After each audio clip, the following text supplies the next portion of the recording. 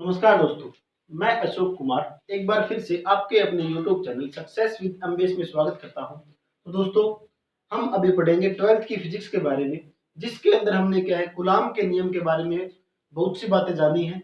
आगे भी क्या है कूलाम के नियम का ही एक टॉपिक है, हमारा टॉपिक है कूलाम बल का जो सदिश निरूपण है वो हमें करना है। हमारे पास कूलाम बल के बारे में मैंने आपको बताया था। जो मेरे पास कूलाम बल होता है वो होता है मेरे पास फोर्स जो है, जो बल है हमारे पास होगा के, कोई हमारे पास स्थिरांक था, समानुपातिक स्थिरांक होता है के। उसके बाद में हमारे पास Q1 और Q2 बटा में क्या है R का स्क्वायर। ये मेरे पास था कूलाम का नियम का।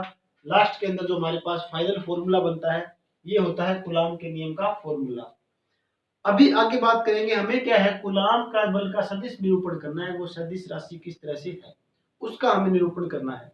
वो निरूपण करेंगे तो इसके अंदर क्या होगा, हमारे पास ये इस तरह से ग्राफ बनेगा। एक ग्राफ के अंदर क्या है हमारे पास, ये जो लाइन होती है इस लाइन को हम मानते हैं ये मेरे पास होता है एक्स एक्सिस, ये होता है मेरे पास एक्स एक्सिस, और ये मेरे पास होता है वाई एक्सिस। इसके अंदर क्या है हमारे पास, ये वाला जो है मेरे पास होगा, ये मेरे पास होता है मूल बिंदु, ये मेरे पास होगा मूल बिंदु। ठीक है दोस्तों, अब क्या है हमारे पास इस एक्सिस के अंदर, एक्स और वाई एक्सिस के अंदर कोई मेरे पास दो आवेश है, स्थिर आवेश है दो मेरे पास, जो मेरे पास पॉइंट दिए हुए हैं। ये मेरे पास है Q1 आवेश हो गया, ठीक है, ये मेरे पास है Q1 और दूसरा मेरे पास आवेश है Q2। ये दो आवेश है स्थिर आवेश, दो एक्सिस के बीच में है, एक्स और वाई के बीच में रखे हुए हैं। ये एक दूसरे को आपस में क्या है अट्रैक्शन कर रहे हैं या रिपल्शन कर रहे हैं, वो हम देखेंगे आगे। इसके अंदर क्या है मेरे पास दोनों स्थिर आवेश है, वो हमने यहाँ पर रख दिए। अब क्या है, जो Q1 आवेश है वो मेरे पास होगा मूल बिंदु से R, जो है मेरे पास R1 दूरी पे होगा, R1 वेक्टर दूरी पे होगा ये Q1 आवेश। ठीक है, अब जो मेरे पास Q2 जो आवेश है उसकी दूरी होगी, उसकी दूरी हमने मान ली, वो दूरी है मेरे पास R2 वेक्टर। ठीक है दोस्तों, यहाँ पर क्या है मेरे पास जो मूल बिंदु से क्या है ये दूरी है वो इस डायरेक्शन में होगी, और Q2 की जो डायरेक्शन होगी वो ही क्या है हमारे पास इस डायरेक्शन में होगी। ये आपको पता होना चाहिए आवेश के बारे में। अभी क्या है मेरे पास, जो मेरे पास Q1 आवेश है उसकी दूरी मैंने मान ली है R1, और जो मेरे पास Q2 दूरी है उसकी मैंने दूरी मानी है R2 वेक्टर। जो ऊपर हम मैं इसलिए लिख रहा हूँ ये R1 और R2 का मतलब क्या है, इसके अंदर में जैसे मैंने R1 लिखा है इसके ऊपर ये एरो का निशान लगाया, इसका मतलब ये वेक्टर क्वांटिटी है, ये मेरी क्या है सदिश राशि है, इसीलिए क्या है इसके ऊपर एरो का निशान लगता है। ठीक है दोस्तों, यहाँ तक आपको समझ आया होगा अच्छी तरह से। अब क्या है मेरे पास जो R1 होगा, जो मेरे पास R1 होगा, यहां से मैं शुरू करूंगा, ये आपको मैंने पहले ही बता दिया है इसके बारे में। अब मैं बात करता हूं सबसे पहले जो इसके अंदर जो एलिमेंट यूज होंगे उनके बारे में आपको बताऊंगा। सबसे पहले मेरे पास क्या है, जो मेरे पास R1 वेक्टर है, जो मेरे पास R1 वेक्टर है वो क्या है मेरे पास आवेश Q1 की स्थिति मूल बिंदु के सापेक्ष मेरे पास क्या होगा, जो R1 वेक्टर है वो क्या बताएगा, जो मेरे पास आवेश जो है Q1 है उसकी स्थिति बता रहा है, Q1 आवेश की स्थिति, उसकी पोजीशन बता रहा है Q1 आवेश की, किसके सापेक्ष में, मूल बिंदु के सापेक्ष में। मूल जो बिंदु है, मूल बिंदु के सापेक्ष में ये मेरे पास क्या है Q1 जो है उसकी स्थिति बता रहा है, R1 जो वेक्टर है मेरा Q1 की स्थिति बता रहा है मूल बिंदु के सापेक्ष में। ठीक है, इसीलिए क्या है मेरे पास जो Q1 है वो मेरे पास क्या होगा, एक Q1 होगा, Q1 का सदिश स्थिति सदिश होता है, Q1 का क्या होगा ये बता रहा है स्थिति सदिश। जो मेरे पास R1 वेक्टर है उसको हम बोल सकते हैं, वो क्या बताएगा Q1 की स्थिति पोजीशन वेक्टर बताएगा, पोजीशन ऑफ वेक्टर बताएगा हमारे पास Q1 की। ठीक है, इसके अंदर मेरे पास स्थिति सदिश होता क्या है वो हम देखते हैं। आवेश की स्थिति बताने के लिए हम एक सदिश बनाते हैं, मतलब क्या है मेरे पास स्थिति सदिश होता क्या है, ये वाला जो है मेरे पास पोजीशन, ये होती क्या है, ये होती है कोई हमारे पास आवेश है, आवेश की, कोई हमारे पास कोई चार्ज है, कोई आवेश है, आवेश की स्थिति बताने के लिए, आवेश की पोजीशन बताने के लिए, आवेश की पोजीशन बताने के लिए, पोजीशन बताने के लिए, आवेश हमारे पास कोई चार्ज है, उसकी पोजीशन बताने के लिए क्या करेंगे हम, उसकी पोजीशन बताने के लिए हम एक सदिश बनाएंगे, हम एक बताने के लिए हम एक सदिश राशि बनाएंगे, सदिश बनाते हैं, इसे ही हम बोलते हैं स्थिति सदिश, मतलब पोजीशन ऑफ वेक्टर। ठीक है दोस्तों, आपको ये पता चला आपको जो स्थिति सदिश क्या होता है। आगे क्या है मेरे पास, जो आर, जो मेरे पास 2 है, आगे जो मेरे पास एलिमेंट है वो है R2 वेक्टर है, आगे जो वाला मेरा एलिमेंट है वो है मेरे पास R2 वेक्टर है। वो क्या बता रहा है, R2 वेक्टर मुझे क्या बता रहा है, Q2 की स्थिति सदिश, मतलब ये बता रहा है Q2 की पोजीशन, वेक्टर ऑफ पोजीशन बता रहा है R2 वेक्टर जो है। आपको यहां से ये पता चला होगा R1 वेक्टर है वो क्या बता रहा है, R2 वेक्टर है वो हमें क्या बता रहा है। ठीक है, तो R2 वेक्टर है वो क्या होगा, जो R2 वेक्टर है वो क्या होगा, हमारे पास मूल बिंदु से Q2 की क्या है सापेक्ष जो हमारे पास स्थिति है वो बता रहा है। ठीक है, ये आपको पता चला। इसके अंदर हम बोल सकते हैं जो Q2 की क्या है स्थिति सदिश बता रहा है हमारे पास कौन सा वेक्टर, R2 वेक्टर है वो। ठीक है दोस्तों, आगे मेरे पास क्या है, आगे है मेरे पास, अब मैं क्या करूं, इन दोनों को आपस में मिलाने की कोशिश करता हूं। अब इन दोनों के बीच में कोई बल लग रहा है आपस के अंदर, तो मैंने मान लिया Q2 से जो बल लग रहा है वो जा रहा है Q1 के पास। ठीक है, जो Q2 से जो बल लग रहा है वो जा रहा है Q1 के पास में, तो इसीलिए मैंने ये डायरेक्शन क्या है इस दिशा में दिखाई है, ये डायरेक्शन। ठीक है, इसको हम बोलेंगे जो मेरे पास Q2 से जो Q1 की तरफ जा रहा है उसे हम बोलते हैं R12 वेक्टर, उसे हम बोलेंगे R12 वेक्टर, मतलब 1 की हमारे पास स्थिति बता रहा है, कौन सा जो वेक्टर बता रहा है R12। ठीक है, उसके बाद क्या है मेरे पास, एक जो होगा Q1 जो अपना बल लगाएगा Q2 पर, तो वो हमारे पास क्या होगा, वो हमारे पास होगा R21 वेक्टर। ठीक है दोस्तों, यहां तक आपको समझ आया होगा। अब क्या है मेरे पास जो R12 वेक्टर है, जो मेरे पास R12 वेक्टर है वो क्या होगा, R12 वेक्टर क्या होगा, Q1 की स्थिति बताएगा Q2 के सापेक्ष में। जो मेरे पास Q1 हो, R12 वेक्टर है वो क्या होगा, Q1 की स्थिति बताएगा, Q1 की स्थिति क्या ये बता रहा है, Q1 की स्थिति बताएगा किसके सापेक्ष में, Q2 के सापेक्ष में। ठीक है, इसका मतलब क्या हुआ, इसका मतलब ये हुआ मेरे पास यहाँ पर क्या है Q1 आवेश है, ये मेरे पास Q2 आवेश है, तो R12 जो वेक्टर है वो इस डायरेक्शन में है, तो इसका मतलब क्या हुआ मेरे पास, इसका मतलब हुआ Q1 जो है हमारे पास Q1 की स्थिति बता रहा है Q2 के सापेक्ष में। ठीक है दोस्तों, यहाँ तक आपको पता चला होगा। आगे मेरे पास क्या है, R21 वेक्टर की बात करते हैं हम। आगे मेरे पास Q1 से क्या है Q2 की तरफ आ रहे हैं, तो हमारे पास क्या है R21 वेक्टर है, R21 वेक्टर है। इसका मतलब क्या हुआ, इसका मतलब ये हुआ इसके अंदर क्या है मेरे पास Q2 की स्थिति बता रहा है, जो हमारे पास Q2 की स्थिति Q1 के सापेक्ष में, Q1 के सापेक्ष में। ठीक है, ये बातें आपको ध्यान रखनी है अच्छी तरह से।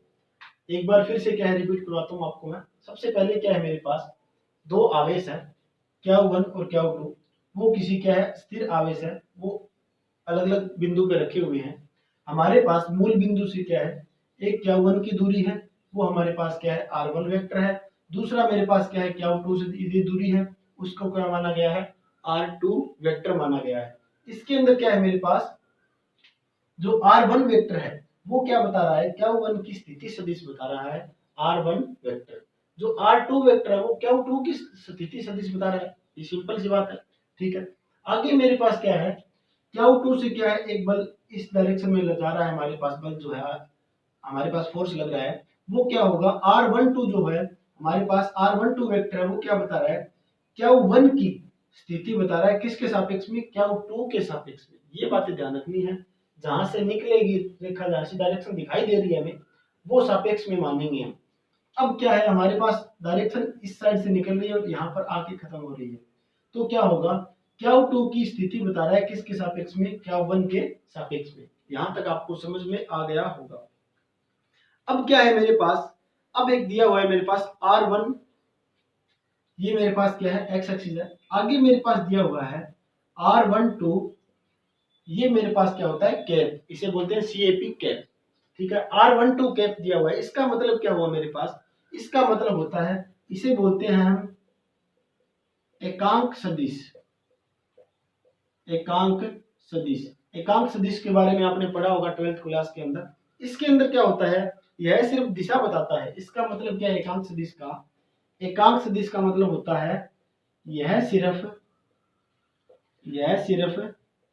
दिशा बताता है, दिशा बताता है। ठीक है, यह सिर्फ दिशा बताता है। ठीक है, एकांक सदिश किसे बोलते हैं।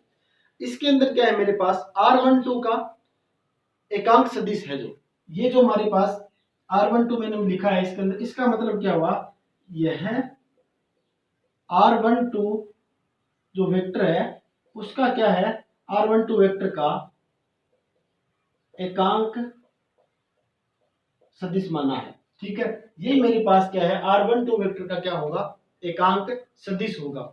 इसके अंदर क्या होगा मेरे पास, आगे जो दूसरे की बात करता हूं मैं, जैसे मेरे पास R12 है, दूसरा मेरे पास है R21 जो है, वो क्या होगा, यह R21 वेक्टर की, R21 वेक्टर का एकांक सदिश होगा। ठीक है दोस्तों, यहां तक आपको समझ आया होगा। ये मेरे पास केप का मतलब क्या होता है, एकांक सदिश बोलते हैं। एकांक सदिश का मतलब क्या होता है, यह सिर्फ दिशा बताएगा। ठीक है, इसका मतलब यह होता है। अब क्या है मेरे पास जो R12 जो केप है उसका मतलब क्या होता है, R12 केप का मतलब यह है, यह R12 का क्या है, एकांक सदिश बताएगा। और जो मेरे पास R21 केप है उसका मतलब क्या है, R21 वेक्टर का क्या है, यह एकांक सदिश बताएगा। यहां तक आपको समझ में आया होगा। आगे मेरे पास क्या है, आगे मेरे पास है इन पे जो अलग अलग टाइप के बल लगने वाले हैं। अब क्या है, जो मेरे पास जो Q1 आवेश है, Q1 आवेश है मेरे पास, सॉरी Q2 आवेश है, ये मेरे पास क्या है, ये मेरे पास है Q1 आवेश है। अब क्या होगा, जो Q1 आवेश है वो Q2 आवेश को इस साइड धकेलेगा, मतलब प्रतिकर्षित करेगा, रिपल्शन करेगा। तो Q1 आवेश क्या करेगा, Q2 आवेश को दूर भगाएगा। तो मेरे पास क्या होगा, जो लगने वाला बल होगा वो कुछ इस दिशा में लगेगा। ठीक है दोस्तों, जो लगने वाला मेरे पास बल होगा वो कुछ इस दिशा में लगेगा। ये मेरे पास क्या होगा, ये मेरे पास बल होगा F21 बल। ठीक है, F21 बल मेरे पास होगा। ये इसको क्या लिखेंगे, किसमें लिखेंगे, वेक्टर के अंदर लिखेंगे। ठीक है, अब क्या होगा मेरे पास जो Q2 आवेश है वो क्या होगा, Q1 आवेश को क्या है, दूसरी साइड धकेलेगा, विपरीत साइड धकेलेगा। तो इसका मतलब क्या हुआ, यहाँ पर भी एक बल लगेगा, जो फोर्स लगेगा वो इस डायरेक्शन में होगा। तो इसका मतलब क्या हुआ मेरे पास, ये जो होगा वो फोर्स होगा F12 वेक्टर। ठीक है, Q1 आवेश बल लगा रहा है Q2 को विपरीत दिशा में, Q2 जो बल लगा रहा है वो क्या लगा रहा है, Q1 को विपरीत दिशा में। ठीक है, ये बात आपको समझनी होगी। अब क्या है मेरे पास जो फोर्स लगा है, जो मेरे पास यहाँ पर फोर्स लगा है, फोर्स कौन सा है, F21 वेक्टर है एक। तो दूसरा फोर्स है मेरे पास F12। जो F21 वेक्टर है आवेश Q2 पर Q1 के कारण लगता है, ये आपको मैंने बता दिया। F21 जो हमारे पास वेक्टर है, फोर्स है, ये क्या हुआ, ये बल इसके अंदर मतलब क्या हुआ, इसके अंदर मतलब हुआ हमारे पास Q2 पर Q1 के कारण लगने वाला बल, ये मेरे पास क्या होगा, Q2 पर Q1 के कारण लगने वाला बल होगा, वो मेरे पास होगा F21। दूसरे की बात करें, F12 की बात करें, F12 वेक्टर की बात करें, इसका मतलब क्या है, Q1 पर Q2 के कारण लगने वाला बल। ठीक है, ये मेरे पास क्या है, यहाँ पर अलग अलग टाइप के जो मैंने दोनों फोर्स बताए हैं कौन कौन सी दिशा में लग रहे हैं वो आपको यहाँ पर मैंने समझा दिया अच्छी तरह से। अब क्या है आगे मेरे पास क्या है, कूलाम के जो नियम है वो थोड़ा मैं बताता हूँ कौन सी साइड किस तरह से यूज होगी इसके अंदर। यहाँ तक आपको समझ में आया होगा, एक बार इसका स्क्रीनशॉट ले सकते हैं या फिर क्या है अपने नोटबुक में क्या है इनको नोट कीजिए अच्छी तरह से। आपके एग्जाम के लिए बहुत ही इंपॉर्टेंट है ये टॉपिक जो मैं करवा रहा हूँ आपको। अब आगे मेरे पास क्या होगा, आगे मेरे पास जो कूलाम का जो फॉर्मूला है वो यूज होने वाला है इन दोनों के अंदर, ठीक है। इसका मतलब क्या हुआ, मेरे पास जो फोर्स 1 2 वेक्टर है, ठीक है, उसका मतलब क्या हुआ मेरे पास, उसका मतलब हुआ के Q1 Q2 बटा में आर का स्क्वायर, ठीक है। ये मेरे पास क्या है, आर का स्क्वायर है। यहां पर क्या हुआ, जो मेरे पास फोर्स 1 2 है वेक्टर है, फोर्स 1 2 वेक्टर है, ठीक है। इसका मतलब क्या हुआ मेरे पास, जो मेरे पास कूलाम का नियम मैंने बताया था Q1 Q, जो मेरे पास के है, जो मेरे पास स्थिरांक है कांस्टेंट है, Q1 Q2 बटा में क्या है आर का स्क्वायर, ये सभी को पता है यहाँ तक। जो 1 2 का मतलब क्या हुआ इसके अंदर, 1 2 का मतलब हुआ ये क्या है, हमें दिशा बता रहा है, एकांक दिशा बता रहा है, इसलिए क्या है यहाँ पर R12 केप लगाएंगे। मैंने बताया था आपको R12 केप का मतलब क्या था, R12 केप का मतलब यह है, R12 का क्या है, ये कि सदिश क्या है इसके अंदर, एकांक सदिश है। इसका मतलब मैंने आपको बताया था R12 केप का मतलब क्या था, यह है R12 वेक्टर का एकांक सदिश है, ठीक है। यह R12 वेक्टर का क्या है, एकांक सदिश है, तभी क्या है मैंने यहाँ पर ये लिखा है।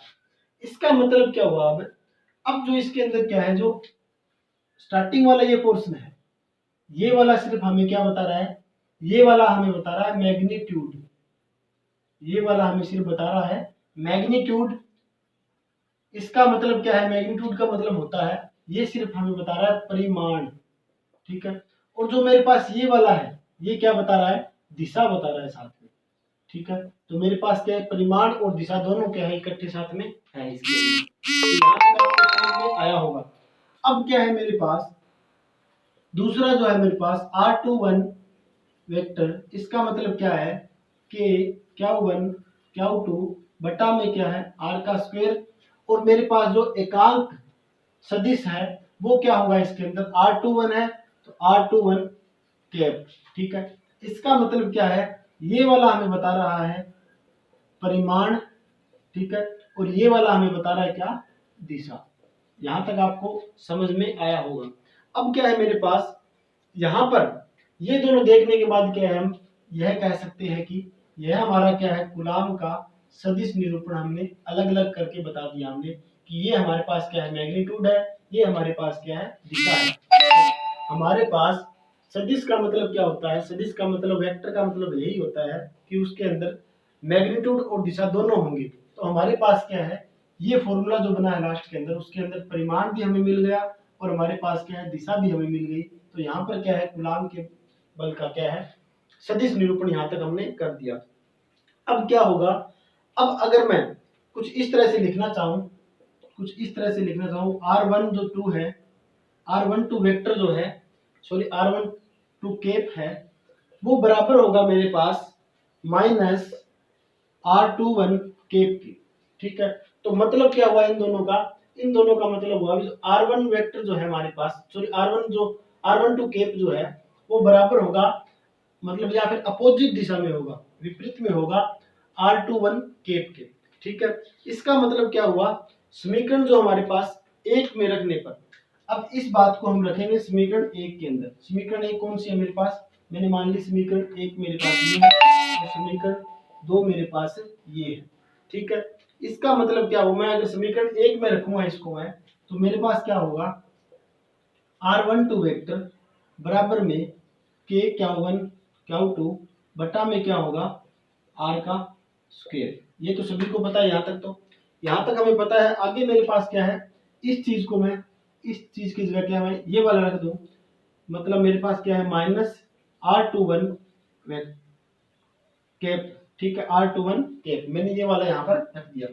अब क्या होगा, अगर मैं माइनस को मैं एक साइड लेके आऊं, मतलब r21 वेक्टर बराबर में माइनस के Q1 Q2 बटा में r का स्क्वायर, यहाँ पर क्या है R21 कैप। ठीक है, ये मेरे पास क्या है, अब ये वैल्यू आपको कहीं पर दिखाई दे रही हो, ये वाली वैल्यू क्या है, कहाँ दिखाई दे रही है हमें, 21 के अंदर क्या है के Q1 Q2 R2 का स्क्वायर गुना में क्या है R21 कैप। हमारे पास क्या है, इस चीज की जगह मैं क्या लिख सकता हूँ, इस चीज की जगह माइनस में ये होगा मेरे पास, माइनस में क्या लिखूंगा मैं R21, माइनस में मेरे पास क्या होगा R21 और ये क्या होगा वेक्टर बराबर में किसके है ये R12 वेक्टर के।